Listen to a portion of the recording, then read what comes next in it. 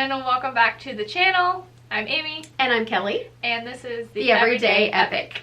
So as you saw from the title of the video, today we are doing our book club wrap-up. Good old book club 2022. Oh, yeah. I'm glad it's over. It is over. That's what we can say about that one. Yeah. It's over. It was a rough ride. A little bit. A little bit.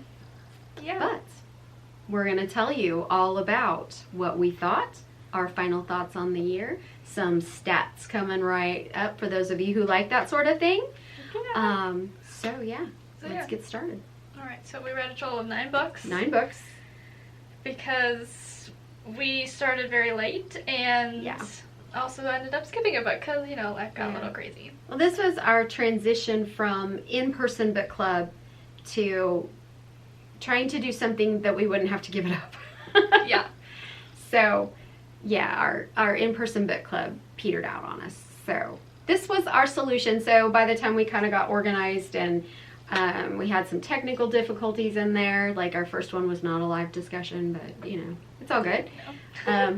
So yeah, that's kind of why we were late getting started. And then, yeah, life got nutty and we ended up skipping one of the books in the middle there too. So, yep, 9. 2023 is going to be a good full year. We're going to be better. Yeah.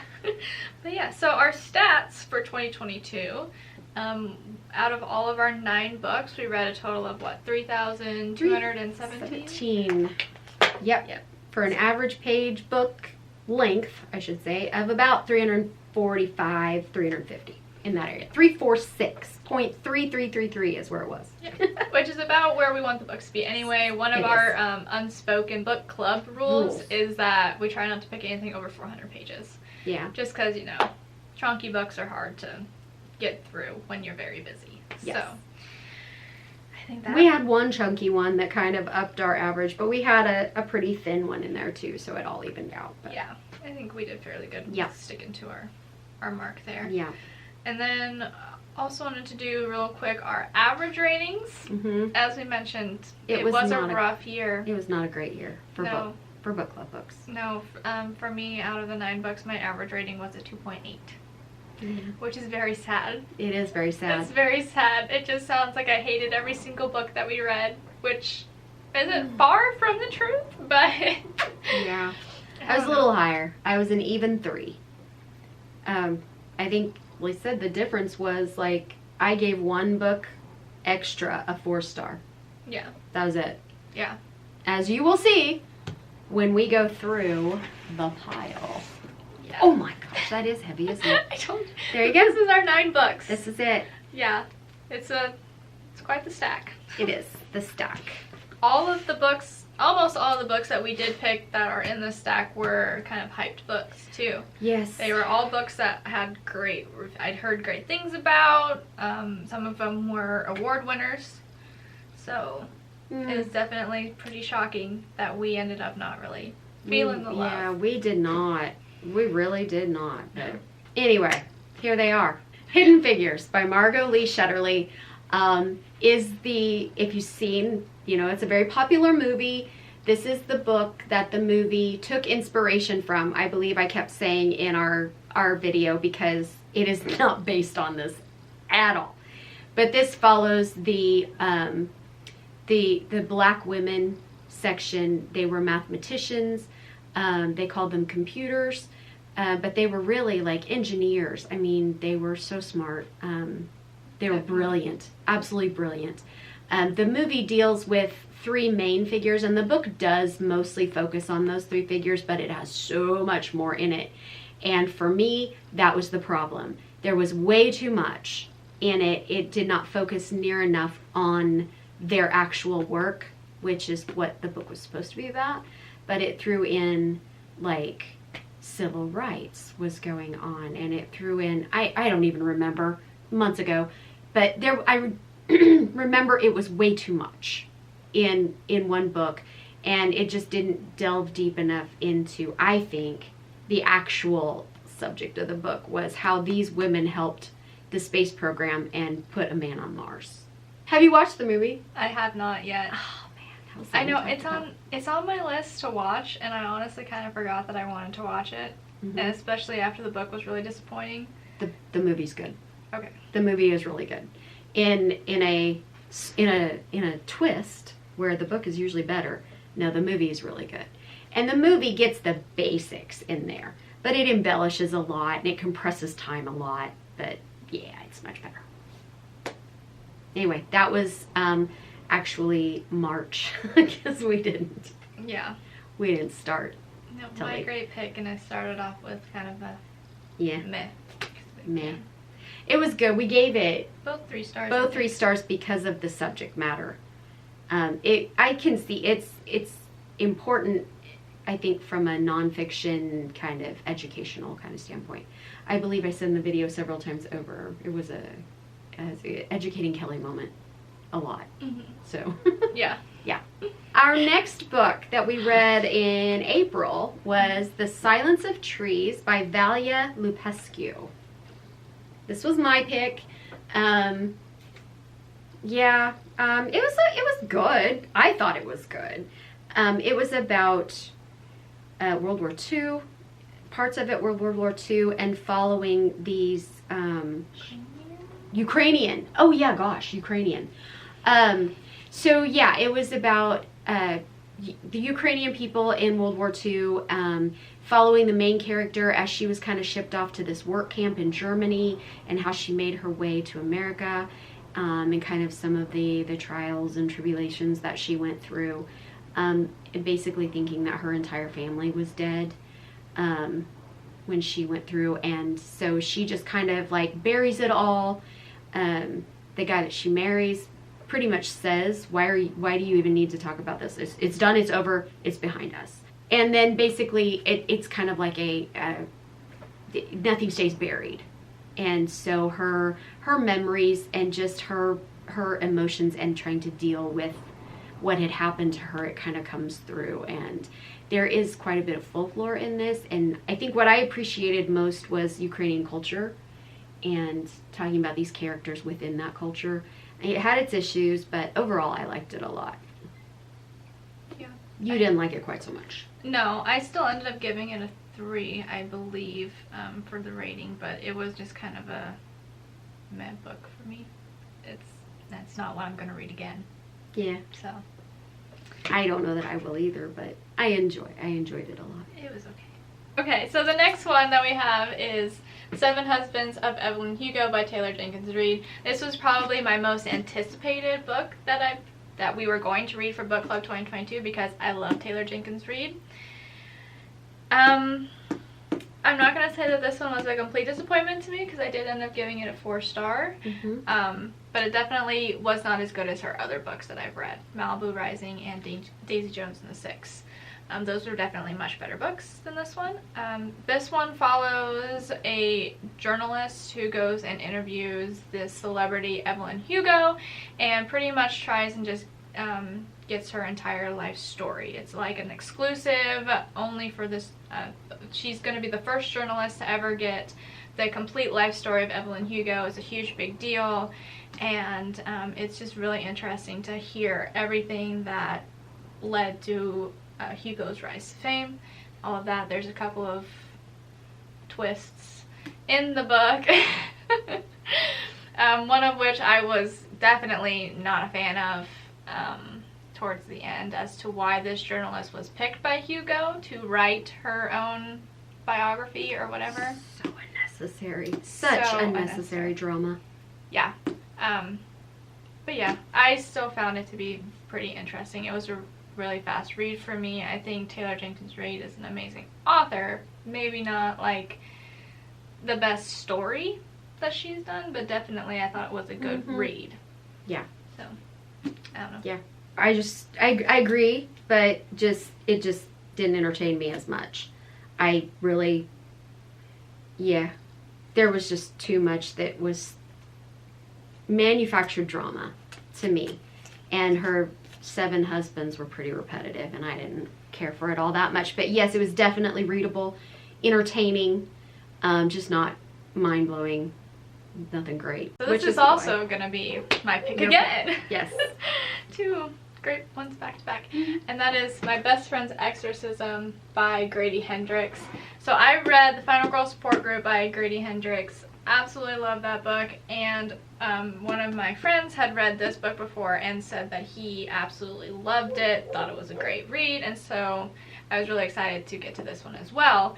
It follows this teenage girl whose best friend ends up getting possessed by a demon, and she has to try and save her best friend and exorcise the demon out of her, and there's a whole bunch of teenage drama that goes on, and there's a whole bunch of unnecessary scenes and sad lack of 80s like Well, the whole middle part where the main character is being ostracized from their friend group. I mean, it was just so long.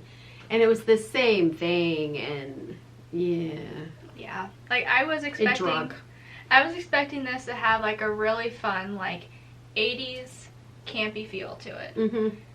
And I didn't get that from this book at all. I didn't either. I expected there to be a lot of comedy. Mm-hmm. Wasn't that either. No. There was maybe, like, one or two spots that were funny, like Brother Lemon. Yeah, Brother Lemon. Yeah, that was funny. And the end. Hot damn, we've got a demon. Yeah. That was funny. That made me laugh. But that's about it.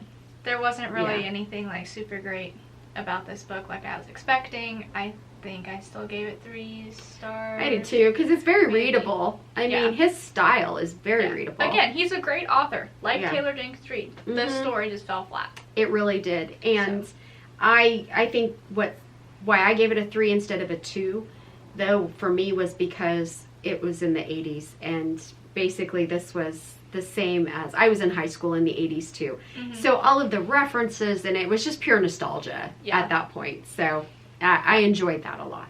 Yeah, and I do love But it. yeah, it really had nothing to do with the story. That's The story was not good. Yeah, no, that's the only reason I'm keeping my copy of this book is the because of the cover and just how, like, Retro. nostalgic and retro Yeah. it is. Like, yeah, but Yep. sad day on that one as well. Yeah. Yeah. Which led to another sad read. And this As one the was trend. so hyped. Circe by Madeline Miller. This was my pick because, hey, mythology. Greek mythology. Love it. Not Nordic mythology. Not like Nordic. Amy thought. Mythology, not Thor. Not the Avengers. This was my most anticipated one. I think. Yeah, pretty much. And oh man. Again, Madeline Miller is an amazing writer. The way she puts sentences together is so good, which is why it got a 3 for me and not lower. But the story, Circe did like next to nothing, and it was so boring. And it drug on for way too long. This was one of our longer books, and it was too long for what it was. And again, I also think that this is hyped as a self-discovery, self-improvement book. And I get it. And I'm really sorry if you can hear my dog, like, raising hell in the background. I don't know what his problem is, but he's fine. He's fine. But, you know, there was just so little plot to it. So little. Towards the end, it did pick up, but even then, it was just kind of not great. So, but it was beautiful to read. Like I said, the observations that she made and the way that she made those observations was really beautiful. All right, the next one was my pick, and it was My Sister the Serial Killer by Owen Kahn. Owen Kahn Braithwaite. I looked it up. Kelly's got it. So, story told from the point of view of a serial killer is what I was looking for. I'm still looking for it. Yeah. Yeah. This story, from what I understood, was supposed to be about this girl whose sister has murdered multiple men that she has either dated or has fallen in love with her or whatever, all at some point, and her sister's the main character is the one that has to try and clean up all of the messes, disposes of the body and everything like that, and she's protecting her younger sister's secret that she is a serial killer. We expected tension. We expected suspense. We expected so much more. I was excited because I love reading about serial killers. I love learning about serial killers. I wanted a story told from the point of view of a female serial killer. It didn't happen. It didn't happen. It didn't happen. It didn't happen. And this is a short book. It's not like it drug on forever. Mm-mm. And nothing happened because it just drug on forever. No, Yeah, there was plenty of opportunities for things to happen. It just didn't. There were so many moments where there could have been, there were so many good setups in this book and no follow through. Well, and I think we said too, before, because, it's kind of like, okay, you cannot like it, but that's not what the book was, Okay, granted, yes. But even for what the book was, it just wasn't good. I mean, there were places where it logically should have gone one direction and it didn't. Yeah. I mean, and the reason that it didn't, the explanation for that was not good. It just didn't. So it fell down in several places. It did. I think this was one of my lower rated books. I gave it a 2. Did pretty you? sure. I think I still gave it a 3. I don't remember. What I really enjoyed probably the most was the side characters in this, and it's set in Nigeria, and so I think I said the dialogue, the accent comes through, the dialects come through, and I enjoyed the music of it, so, and that gave it a little bit more. It was very readable. Again, she's a good writer. It was just the story that fell through. Yeah. And I don't think we have a complaint at all about the books being badly written. No, I don't think there was a single book where it was difficult to read because it was bad writing. Yeah, the prose was just horrible. No. No. There was not at all. It was just the stories. The stories fell Yeah. through.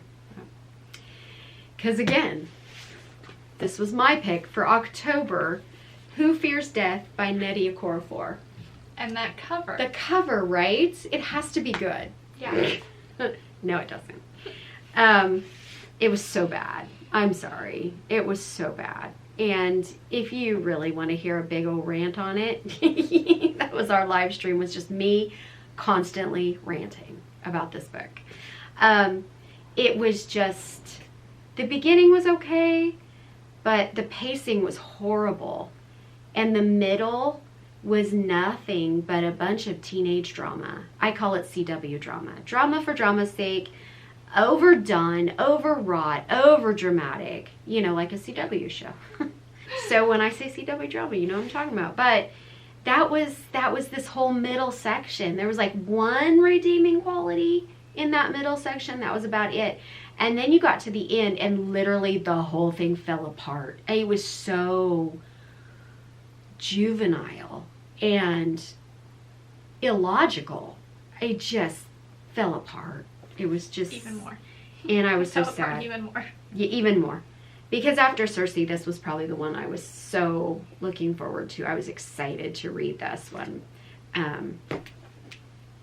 Basically, it was about a girl, and I thought the background is in post-apocalyptic Africa, and they had a genocidal war going on, and we had a massive list of trigger warnings for this book, but basically this girl is a product of weaponized rape, and because of her parentage, she has special powers.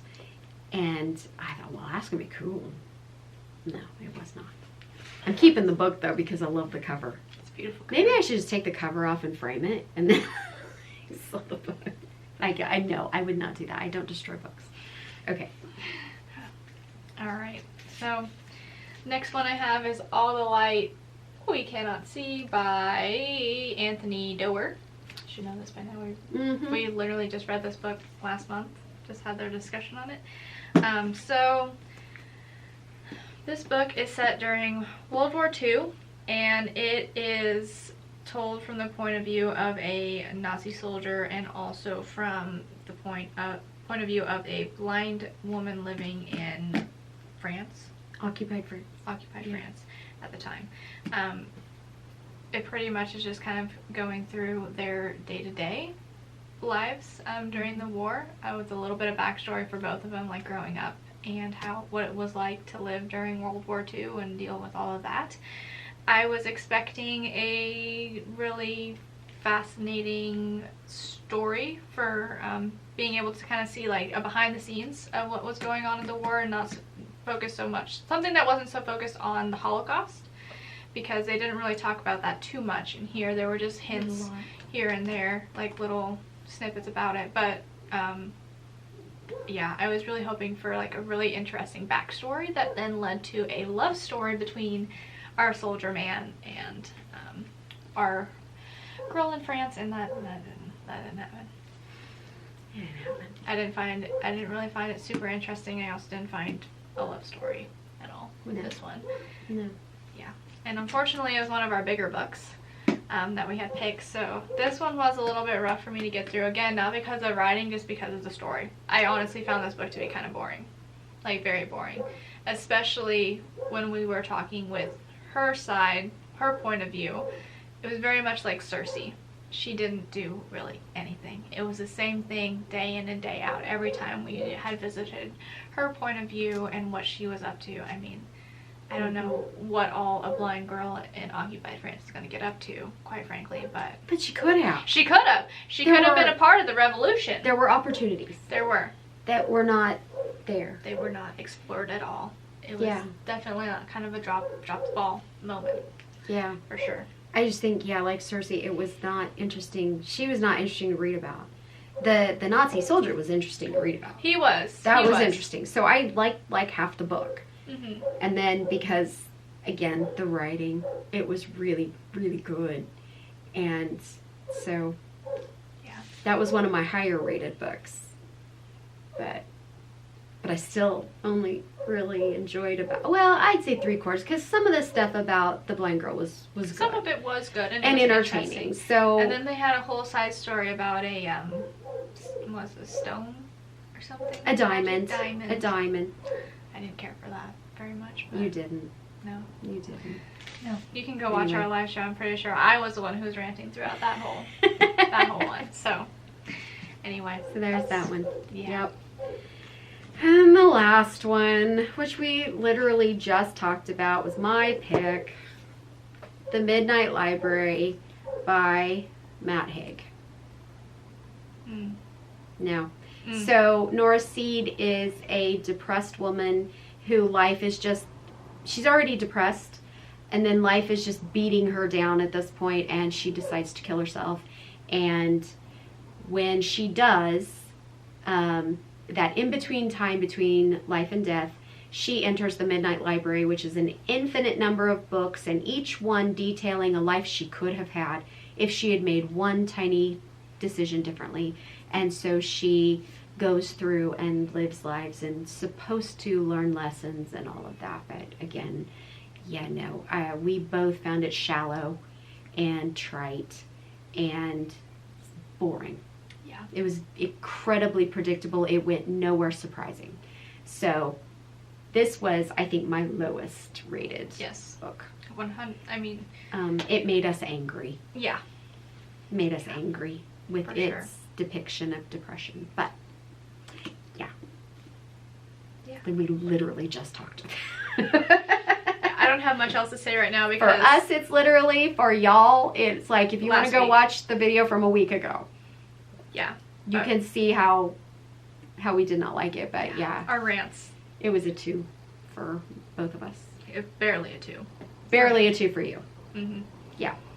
Again, well written. Very well written. Very well written. So But sad. it had plot holes that a semi-truck could get lost in. Oh yeah. So there you go. That was our reading year. Sounds fun, right? Mm. Mm. Mm. Mm. And what's so sad is like several of our live streams, we both made the comment how ready we were for a hit. Yeah. Something that just blew our socks off. We never got it. No. We never did. No. Anyway. I wanted a book that would make me feel something other than anger or Well, hatred. Disappointment. Disappointment. I'm cool with being angry if that's what the book is supposed to make me feel. But none of them were supposed to make you feel angry. Yeah, no. And so it was like they were angry because the books were bad. Yeah. If you have read any of these and you like them, I am very happy for you. Yeah. I am glad. Honestly, to each their own. And a lot of these books were very highly hyped. The Midnight Library was very highly hyped. It was a Goodreads Choice Award winner. Yeah. For 2021. And again, we won't get into my opinion of the Goodreads Choice Award. Anyway, yeah, we did not follow. Obviously people loved these books. We did not. But that's okay. We're very hopeful for the new year. Yeah, I think we have some good ones. What Do we want to do a next? final ranking? Okay, here we go. What was your favorite read of the year? Oh God. Subjectively, that is. You gave that one a 4. I know. This one, it has to be this. My favorite read of the year has to have been The Seven Husbands of Evelyn Hugo, at least for the book club. What book club goes for? Book club. Yeah. And your least favorite? Least favorite is easily Midnight Library. I don't even have to think twice about that. I would rather read Who Fears Death on repeat than read The Midnight Library again. Oh, I'm not sure about that. I hated this book. I know you did. I know you did. So angry. Yeah. Well, No. this one made me angry. So, Okay. Yeah. Is there any other standouts? Mm, Do you want to put how? Do we you wanna want to put do- them in order? yeah. I'm Okay, so gonna you do this a one little first. order. This is hard. It's hard. This is hard. They all sucked. Okay, so Amy's lineup is. This is my ranking. This is your lineup. So she had.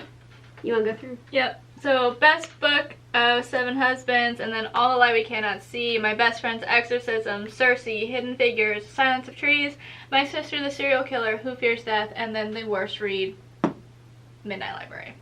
There you go. Yeah. Okay, for me. I think for me, my best read was All the Light We Cannot See. And I think my worst read was Who Fears Death. I would honestly rather live with Nora's trite philosophy quotes from Thoreau, because she loved Thoreau, than read about the CW drama in the desert again. Oy. And